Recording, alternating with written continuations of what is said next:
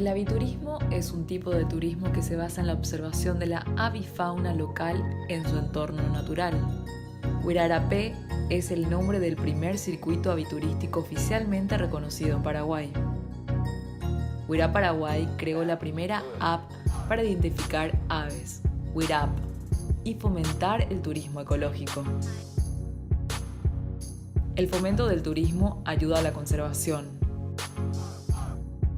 y genera fuentes genuinas de recursos basados en la naturaleza, cultura y tradición, manteniendo y fortaleciendo lo natural, lo propio y lo autóctono. El turismo es una de las industrias que mayor crecimiento tiene a nivel mundial. Ayuda a estrechar vínculos y valorar la naturaleza y la cultura.